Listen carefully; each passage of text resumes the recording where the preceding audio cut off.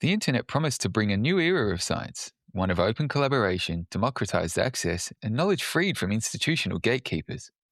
But has it instead incentivized an ecosystem where fraudulent papers and AI-generated junk research are often indistinguishable from the real thing? That's why Kent Anderson and Joy Moore join us today. With over 50 years of combined experience in scientific publishing, they've watched the self-built infrastructure science uses to regulate itself get systematically upended, often from within. Welcome to Ruined by the Internet. I'm Gareth King, and today we're asking, has the internet ruined science?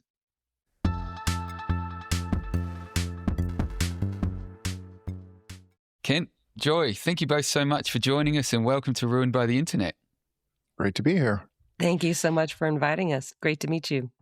You have both been inside the world of science and publishing for many years now. To get us started today, can you tell us about when you first felt like new or emerging technology was contributing to some systemic problems and changing things within science's ability to regulate itself?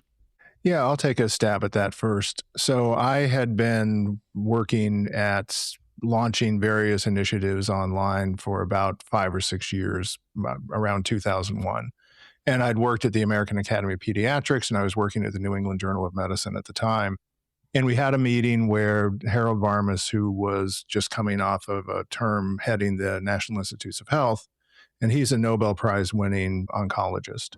And he was at the meeting speaking about an initiative that he was spearheading called eBiomed, which ultimately morphed into something called PubMed Central. And it was strange to me because it was a proposal to centralize all of this information on the internet. And the internet to me was a decentralized technology. But he wanted to centralize it under government control, and that threw a lot of red flags up for me. And so I buttonholed him as he was leaving the meeting, and I said, "Why do you want to do this?" And he said, "Well, let's just see what the internet can do." And I thought, oh boy, we are in for it when someone is that worshipful of a technology that they are willing to just bank their brain and cross their fingers and let it go and wreak havoc. That was the first time I had a chill. Right. That's an interesting kind of little context that you give in there, because it sounds exactly like what we're seeing with AI and LLMs right now, which I'm sure we're going to get into. But just even on that, you did point out that the internet was supposed to be this decentralized thing, and that centralization of information flew in the face of everything that it was all about. But how specifically have those changes affected, I guess, the incentive structures within science and publishing themselves? Well, the platforming was very exciting as a way to sell a lot of content efficiently. And so going from print and then individual online subscriptions to this platform strategy where you could pump a lot of different journals and endless numbers of articles through a system at scale was great for efficiency, but also for changing the way that content was charged for and negotiating how it was priced and distributed. And so that was the first big shift. And the platformization also introduced the idea that there might be a long tail of content. Once you have everything in one place, you might discover a niche article or a subspecialty journal that wasn't on your radar. And so that was another one of those, let's see what we can do once we put it all into one place.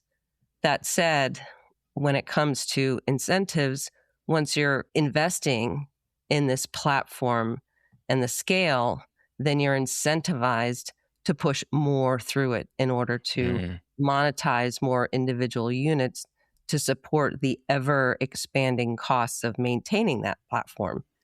Yeah, right. No, absolutely. And look, everything that you've just explained there, Joy, like that sounds typical for tech and the internet just in general. You know, everything is that speed, that volume, and that monetization. But for me, that contrasts with, from my understanding anyway, what science has always been about, which is that slower, more rigorous investigation. So like what's really happening thanks to that mismatch, and how do we get to this place? Well, the one other little piece to weave into this, so the original sin of the internet is the advertising model, right? So all the content and services have to appear free to the user. And the way that that happens is that your data and your information is sold to advertisers, right? It's a producer pays model. And one of the things that Varmus and others in his milieu really pushed was this idea of public access or open access. And the only way to make it free to the user was to charge the producer. And that took it from a recurring revenue subscription model based on a community of a specific size and of specific people. Then you platform the information and you charge by the article. Then all of a sudden, the only way you can make it pay off and cover those costs, which were much greater than print for digital platforms and all the services and licenses and all this stuff, the only way you can make that work is you have to churn a lot of content. And so that opened the floodgates to predatory publishers, to fake papers, to paper mills, to all these other things who all of a sudden they had a cash on the barrelhead business.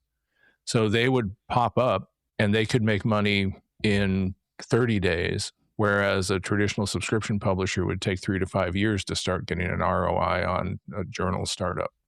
And they could fake people out and they could lie to people and pump and dump these little tech platforms that they started up with cash on the barrelhead businesses. So chasing that new money became a thing across the industry. Yeah, chasing that new money. I'm glad that you brought up the open access to predatory publishing pipeline, because I did want to get into that with you both. But can you just explain what the concept behind predatory publishing is? Like, what does it look like? Well, what we found is with the explosion, particularly of open access publishing, and as Kent was saying, in the producer pays model, that's pretty lucrative business. It's a turnkey operation. And so there are companies, known and shadow unknown companies all over the world who are making money by churning out papers for various reasons. So they could be selling authorships, they could be selling papers to support institutional accreditation. There are lots of incentives for different people to want to publish, not just in the pursuit of science and the slow science that you were mentioning, but in the paper as the currency for different incentives for different players. And so therefore, the predatory publishers are looking for a quick buck. They are recruiting people to review or author or all sorts of different aspects of that participation in the publishing process that looks legitimate. It looks like what most scientists are used to, but they're really there to just get that upfront payment. Yeah. Right. And there's a big range. I mean, and a lot of different practices. You can have everything from, shady places that just spam people with emails and happen to get enough of a fetch of papers to make it worthwhile. So spray and pray, predatory publishing, right? You have instances where predatory publishers will do what they call journal snatching. So they'll find a struggling journal maybe at the end of it, a legitimate subscription journal at the end of its life, where a husband and wife started a journal, they start to age out, they look for a deal to sell it to somebody, they sell it to somebody who flips it to open access predatory publishing, they ramp up the article volume, and all of a sudden they're making money. We have instances of authors or editors being bribed, of certain organized crime rings placing people on editorial boards in order to get papers through. So there's all these little tendrils happening at the same time. It's not just one thing, it's more of a practice, I guess. Yeah, look, it sounds awful, especially within the world of something like science that, should be as legit as it can be. By everything that you've said, it just sounds like when there is that opportunity for money to be made, it is going to attract bad actors. How much is that actually compared to how much papers does that represent, I guess, amongst the entire output?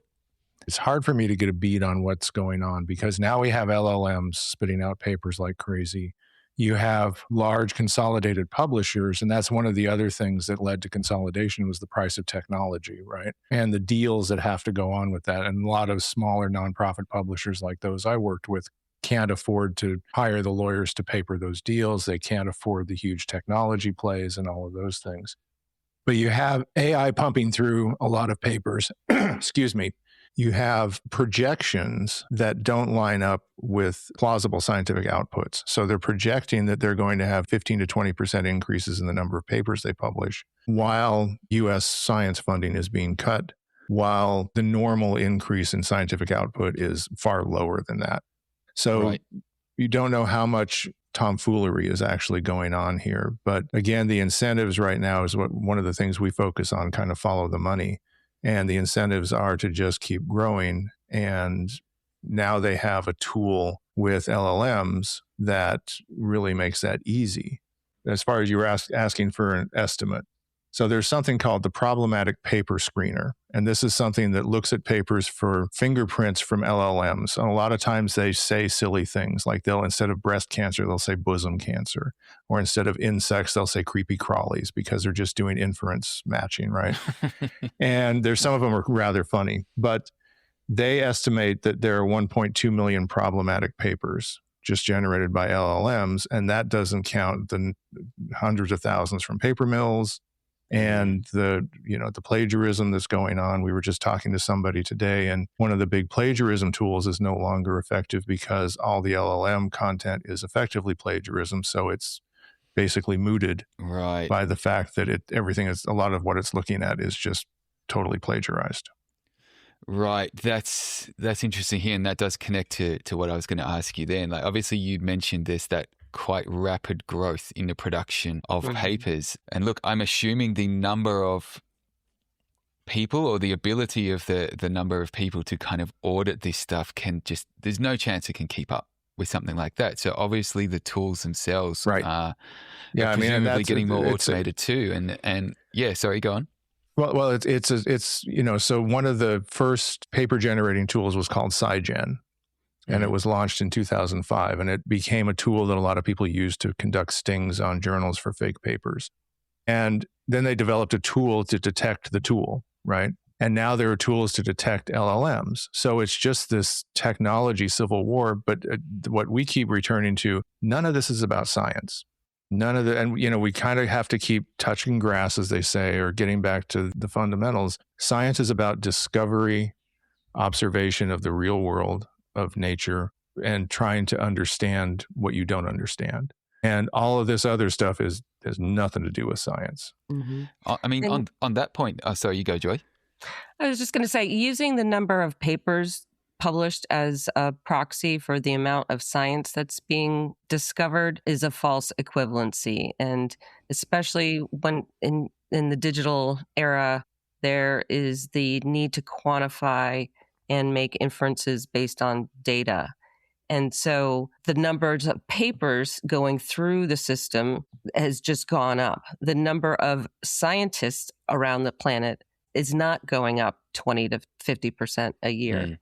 The number of papers are being published in smaller slices. And so there are more papers talking about smaller bits of discovery than there were before, because there's economics in publishing those papers. So whereas before, the big incentives in scientific publishing were to figure out what not to publish and make the most money from publishing the select content that was going to be of most use to a certain community. And so it's flipped completely, where the incentives, as we said, are to publish more. And so to your point about the people who are trying to screen it, peer review, and quality control either before publication or after publication, it's a strain on the system, because the system wasn't designed to scale. The system was originally designed to restrict. Right. Look, everything you've just outlined there, hearing you explain it all, again, a lot of these problems around scaling and the ability to keep up in parallel with that, obviously we're discussing them in a scientific context, but I feel that those are almost universal problems that, if we bring it back to maybe an example that everyone can relate to, you might be scrolling social media or whatever, and now they're using automated moderation to try and track that stuff? Because obviously people can't keep up with it. But on social media, like it could be a little video that you're seeing that's a bit fake. What I'd love to get into now is this all sounds awful for a world of science that's meant to be delivering real breakthroughs to help humanity. Like, what's happening when so much resources are now not only potentially drawn to producing, but also fighting this weirdly strange and unreal ecosystem? Yeah, I think one of the things that we're observing, we don't have that many direct indications of this, but I have a Chick-fil-A sandwich story I'll share. But are you familiar with Chick-fil-A sandwiches? I know the name. I've never eaten it. Okay, well, I'll give you an insight, so in hopes that you do someday. It's fine, but what we think is going on is that people have learned to play this game, and that there isn't a lot of the papers that are filling the funnels and making the cash registers ring are just dreck. They're just pablum. They're safe papers. There's nothing in there that's going to shock anybody. It's not going to raise a retraction event. It's not going to be withdrawn. It's not going to alarm anybody. It's not going to inform anybody. It's just to pad a resume. And papers have become so easy to publish that they are taking the place of actual, there was a scam a few years ago, and I think it's still going on, where high school students were being solicited to publish scientific papers to increase their chances of getting into the college of their choice, right? Mm-hmm. And one of the journalists I'm friends with who was covering this, he told me the story of a young student who her family went to Disney World. They drove down the eastern seaboard of the United States, and she decided she was seeing a lot of Chick-fil-A restaurants. So she was going to write about the Chick-fil-A marketing system and her observations of that. So she wrote it up, and he showed me the paper, and I said, well, this wouldn't pass my peer review. And he said, why not? And I said, have you ever had a Chick-fil-A sandwich? He said, yeah. I said, she doesn't mention the pickle. That's like the tangiest, most distinctive part of a Chick-fil-A sandwich. I'm like, she never ate one. I guarantee you, she never ate a Chick-fil-A sandwich. But I think that, again, the way this has expanded as a substitute for actual achievement and actual science, and it's just it's Chick-fil-A sandwich papers. It's nothing that's going to upset anybody, nothing that's going to inform anybody, nothing that's going to be that right or that wrong. It's an ocean of nothing. Then we start to get into the idea of how all these LLMs that are being sold to us about how they're so good with science, but their people don't know what's going on with the scientific information that they are supposed to be handling. There's something interesting in what you were talking about there. Let's say, the Chick-fil-A paper. Now, you mentioned that nothing in there is groundbreaking. It's not going to raise any suspicions. It's just kind of gray. Let's just call it slop, a word that everybody knows. Now, science slop, yeah. If all it's doing is just kind of taking up space, is it really getting noticed by people, or is it simply clogging up a pipeline for real research? Because I'm just trying to understand, because from what you said, if it doesn't raise suspicion, if it's not really noticed by anyone, it's not making super outlandish claims, like it's just garbage, what's the actual effects of this nothingness? Mm-hmm. We've had lots of interesting discussions with scientists around this, and those scientists who are serious in their area of expertise, they know what to blur their eyes to, they know what to ignore, they're going to the sources that they are familiar with. So to them, it's not really that big of a deal. Sometimes they get asked to peer review more often than they have time for, because there are so many more publications. The flip side of this, though, where the public has access to all of this content because it's freely available and people are encouraged to do their own research, whether it's just a straight search engine search or now through LLMs, is that people who don't know the difference have access to this information, and they're making decisions around a paper that nobody would have even paid attention to before. Yeah. And in the U.S., I think one of the commercial phenomena is the nutraceuticals market has exploded, because these from AG1 to Armra colostrum powder to peptides they are able to put what look like innocuous scientific papers into these pay-to-play journals, and then list those on their site as evidence that they have scientific backing to their claims. And then we've traced that all the way through to an LLM called Open Evidence.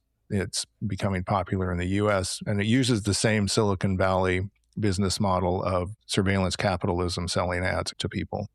But we were able to trace that all the way through from, suspected predatory publisher and a company planting papers there, all the way through to the LLM promoting essentially the bovine colostrum powder and peptides.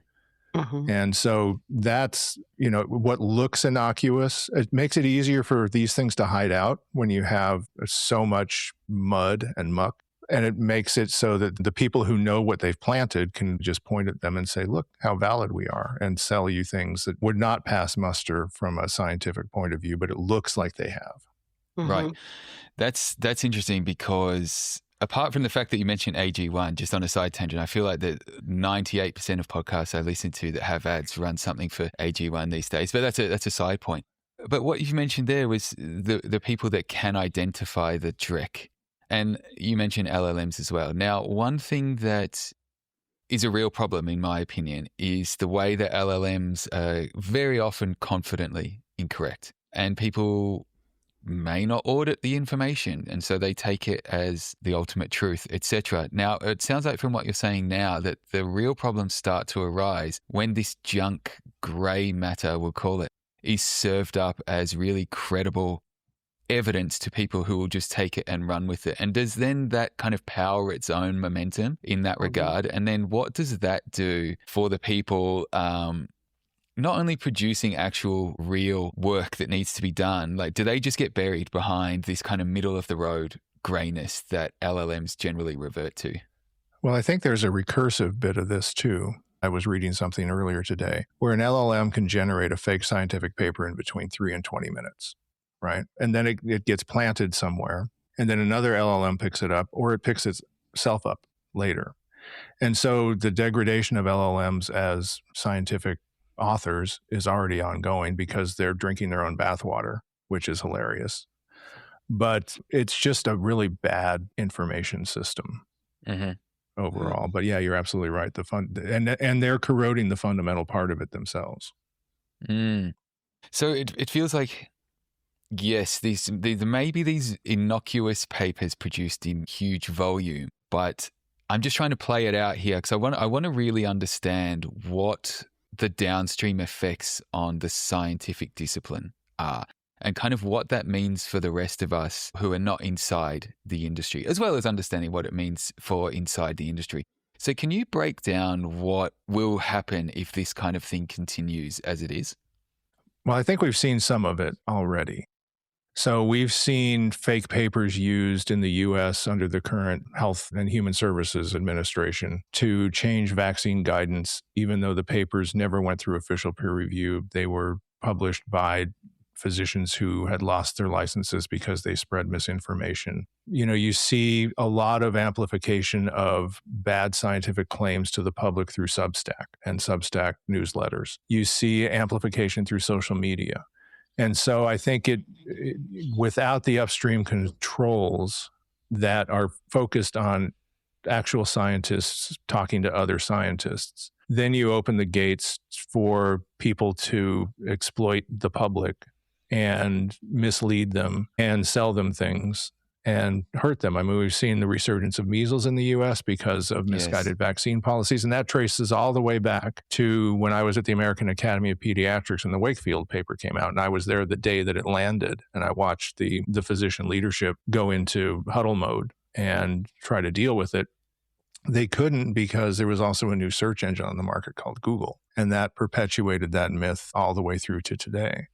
And that's one paper. And that was before the amplification of social media, before the amplification of Substack, before all of these things and TikTok. So you get into now when it's just overwhelming and you can pick any topic and find a scientific paper to impress somebody with or mic drop on somebody with, it becomes very problematic to separate fact from fiction and to understand what reality actually is and whether it's based on actual scientific findings.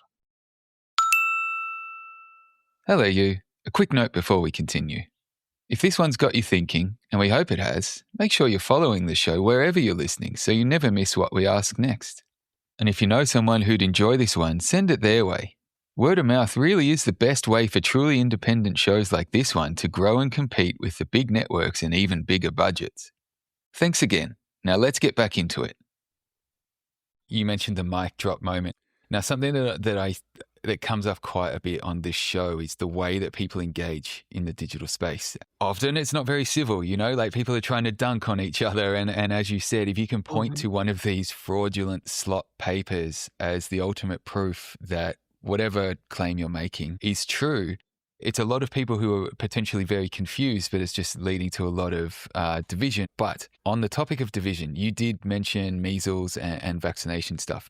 Something I'd love if we could get into a little bit now was how this stuff affects those contentious issues, like, say, vaccine hesitancy, climate denial, etc. Like, these are very polarized issues that I feel like everyone can find a random scientific paper or journal or publication that they can then use to support whatever position they take on that. And that's it. You draw the line under it. You're like, yo, I'm correct. I don't need to listen to anything else. Now, you mentioned the current health administration, and is it RFK is at the top of something like that? And I know there's like a whole lot of stuff circulating around him and his positions on vaccinations and things like that. But that's coming like very top down, which is so much more socially damaging, it feels like, than, say, myself.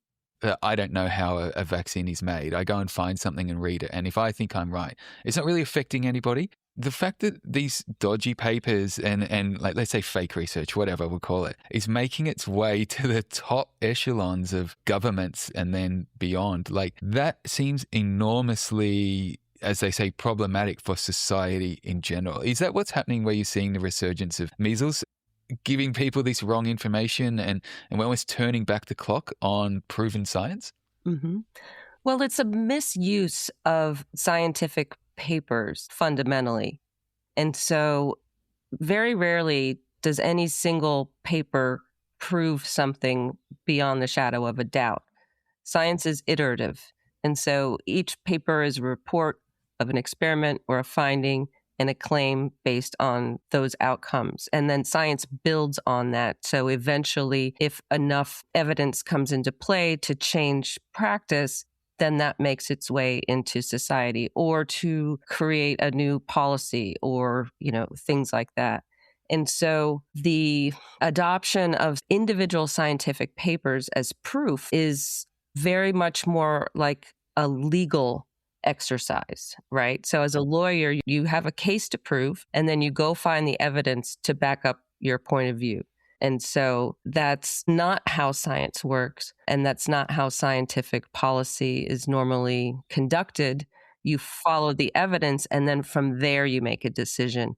And so that distinction is really important, particularly when we have public access to all of these papers now, because anyone can build a case in citing individual papers. You see this all the time on podcasts now and on the news and things like that. And they pop up this paper. It's like, this study said this, so therefore it's true. Within the scientific community, that's not how these papers were intended to be used. And it's certainly not how serious scientists take them. Right. I guess there's two prongs in the way that I can take that more democratized access. Now, obviously, you just mentioned there it's not the way that it's supposed to be used, whether that comes through heavily credentialed people using them in the way that they're supposed to be used. But then I guess the flip side of that is it's kind of guarded and shielded for a much, much smaller amount of people, where the positive flip side of that could be that you've got more eyes, more brains potentially finding previously unseen ways to think about something and build on that and iterate that research and that learning. And that was absolutely the hope. That was absolutely the hope and Joy and I were both idealists. What's happening? Oh no. Okay. Oh No. no! Oh dear, no! I think what we've actually seen is, so there's kind of this techno-utopian idea that this is going to democratize access to knowledge, and we're all going to become super smart. One of the people who wrote about Varmus's vision of what the internet can do thought he'd win the Nobel Prize for his insights in 4 years, and everybody would be a scientist, and all the world's diseases would be cured by 2003. So I missed the mark on that one. But what's been emerging is feudalism, is really techno-feudalism. And so again, you have these consolidated platforms, AI, if you view it as a centralized knowledge bakery, you have all this centralized power and you have all this wealth inequality. So you have people who try to control everybody else with ideas that they coordinate among a very few number of them. And that's the antithesis of democratized knowledge. And science is, if you ever read a scientific paper that isn't aimed at the public, it's really dense. It's very technical. And Joy and I have both edited a lot of scientific papers in our years. And there's a lot of subtlety and nuance within every community. Cardiothoracic surgeons are completely different from civil engineers, are completely different than OBGYNs, are completely different than hand surgeons. They have different jargon. They have different little ways of referring to things that they all know, but no outsider would, right? A real scientific paper is for scientists, and usually very specific scientists. I worked in orthopedics for a number of years, and the hand surgeons would acknowledge that the spine surgeons couldn't read their papers and vice versa. I mean, it's that narrow, right? And so for the whole premise that the public can take 1 or 5 papers and come to some sort of independent conclusion is, I think, part of a ruse to do something else. Somebody's up to something else with that positioning. Yes, I'd love to get into that. But before we do, I think where I was kind of going with that previous question was the democratization of access for people that may understand it enough to kind of build on the work. Like not someone like myself going in and finding a paper on thoracic surgery and then trying to figure out what I'm going to do. But I'm glad that you've brought up the public and how this affects them, because how do we get from these really scientifically dense papers, how does that end up in the public if it is way too dense for fellow really, really intellectual experts to kind of understand? Like what's falling down here before that information get to the public to the point where they may interpret it their own way, or even just, like I say, use an LLM to summarize just some grayness for them? Like, is there, I guess, an information pipeline problem here? Yeah, I think it gets back to your earlier point about the content versus something like journalism, right?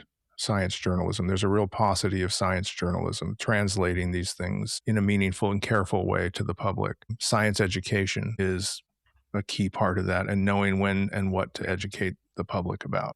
But Joy, what do you think? I agree with that, but I was also going to add the social media attention economy aspect of it is very much in play here, just as it is with everything else. And so authors are incentivized to promote their individual papers on social media.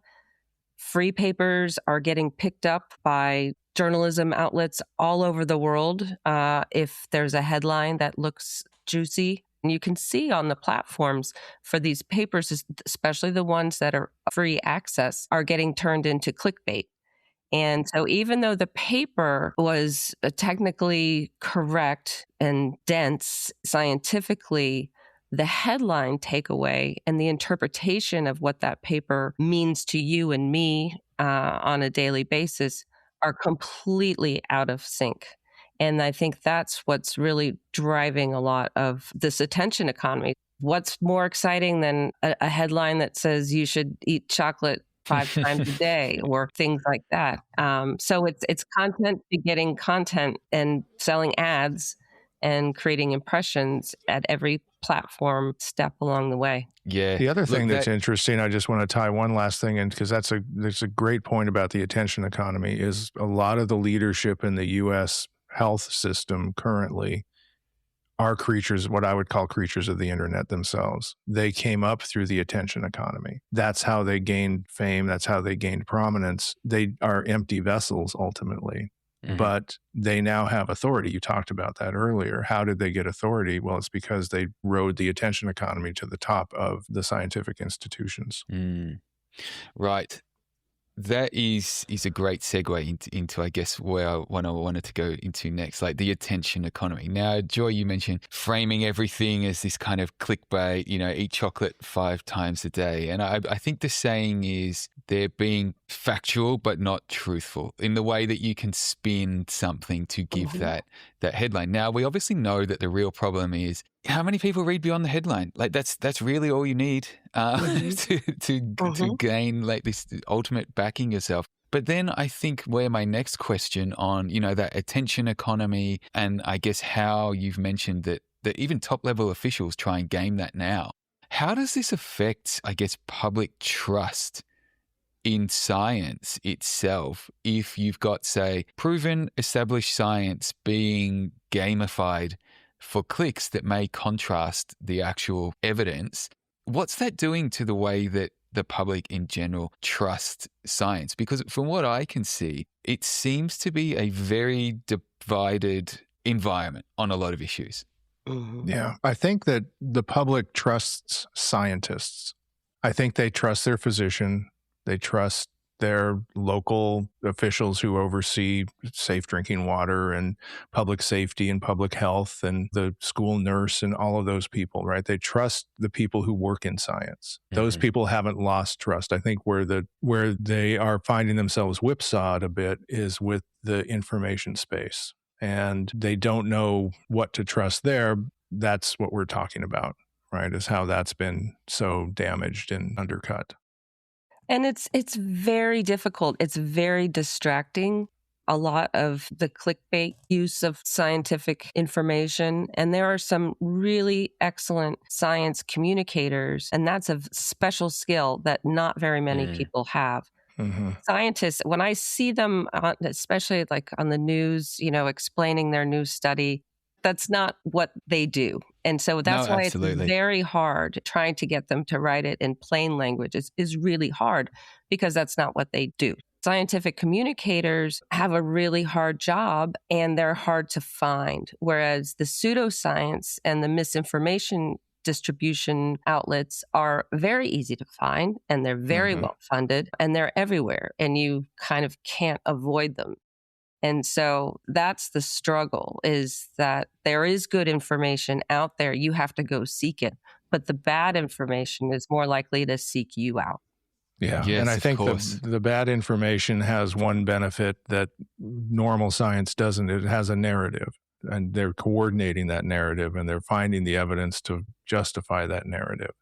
And they push that narrative day in and day out on social media because they're incentivized to, because they've got money at stake. I have a friend who's having an adventure with functional medicine right now, and I keep trying to warn him that hopes and fears are being exploited to empty his wallet, but his hopes and fears are so strong that they can do that, and it's working. And it breaks my heart what's going on, but that's how these charlatans work. Is they've created this narrative, and there are a lot of dropout doctors, a lot of old doctors who are looking for one last hurrah and one last cash out. I mean, there are a lot of operators out there. Look, that makes sense as well. Obviously, there's people trying to adapt to a world that's changing super, super fast constantly. But I think where I'd love to touch back to now, you mentioned current administration health people who've kind of grown up in that attention economy and they almost know how to use it. But if we look at it as a purely objective, I guess, opportunity there, doesn't that mean that there's also the equivalent really honest operators within science itself who have also grown up in that environment and are becoming or will become much more efficient communicators to the public and are able to leverage the same tools for a more positive outcome? Yeah, and we're seeing more and more of these digital native generation start to have more agency and say, hey, I'm not believing the hype anymore. And so that's really exciting. they know how to use it and they know how to make the most of it, but they also know how to call bullshit when they see it, Yeah. which is exciting. And, they know that they've watched friends deal with the abuses of these platforms, right, throughout their school years and beyond. And so they know what to watch out for. Part of the reason we wrote the book is we wanted to pull the alarm because we didn't think many people knew how bad things had gotten in science and how the attention economy, the producer pays model, and other things from the internet had infiltrated it and really kind of upset the apple cart that everybody thinks is fine. That's a great point as well, which has been very eye-opening to hear about. But we've just been obviously talking about these kind of digital natives who have come up using various social media platforms that allows everyone to build and connect communities. There's obviously a huge load of positives that come out of that for those exact reasons. Mm-hmm. We've spoken about, I guess, the relationship between tech and science internally. But while we're talking around the attention economy and people using it, I mean, what's your take on the relationship between these massive platforms and science itself, especially when they do have that ability to manipulate the algorithms, even take down certain themes of content that may not be expedient at any given moment? Like, what's happening there? Yeah, I think one of the things we talk about in the book is kind of the heritage of big data, the heritage of Stanford and Silicon Valley, and some of the ideas that have tracked from the late 19th century all the way through to today, like eugenics and racism and sexism and misogyny. And all of those things have a big history in there. And we're seeing them again today represented in these platforms and how their algorithms work and how Grok works and how children are exploited and a whole bunch of different things. And, from USAID being defunded to children's health being defunded in the US and things like that. Who is behind these platforms? Because the power is so consolidated is almost as important as how they work these days. My take on it is I was taught that tech tends toward monopoly just because it becomes more efficient to run it if you run one platform. Mm-hmm. I also think the way that tech has been deployed now, it tends toward governance.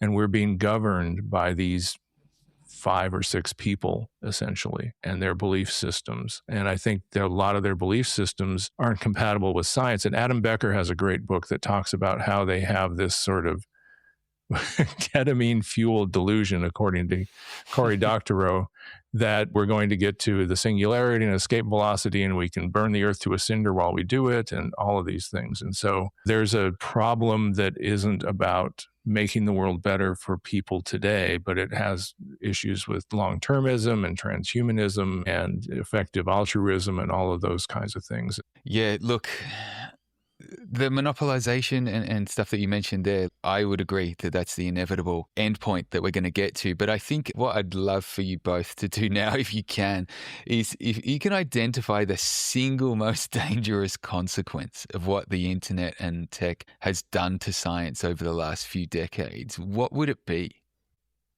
My biggest concern is how we think about power. And it has changed us from thinking about power being about truth-seeking behavior and treating each other and doing things to help each other, to information as power, which makes media power, and using that to exploit each other. The fundamental change that worries me is that might makes right. Mm-hmm. And that information has become power and people are using it to dominate others. And that makes me very worried because science is supposed to be, is one of the greatest process accomplishments of human beings. To just drop your intellectual biases, drop your cultural biases and observe the world as it is and figure out why that weird thing happened. What a great summary. I love that. Mm-hmm. And along the same lines, I think the most dangerous thing that has come true over this era of tech and science is that the money is being made by private companies, shady operators, while the funding for the real science is getting more and more endangered. And so the farther we keep going, the less we're going to be able to support the next generation of bona fide scientists. And that's really scary. Yeah, that is Amen. scary. Again, it just comes back to this extraction economy. But then on those points then for you both, if you could redesign the incentive structures of scientific publishing for this digital world that we're not only currently in, but for the future, what would you change and what would you keep? I would take it back to the community level and start to break up some of these big platform plays and ensure that science is for scientists and that those who need it are able to get it without sacrificing the integrity of the information. And so I would rejig it and focus back on the communities and create incentives that are community specific. Individual communities are totally different and have different incentives. Mm-hmm. And so if you take away that platform scale incentive and that attention at all cost incentive, then more resources can be dedicated to doing the quality work in scientific publishing to better serve those individual communities.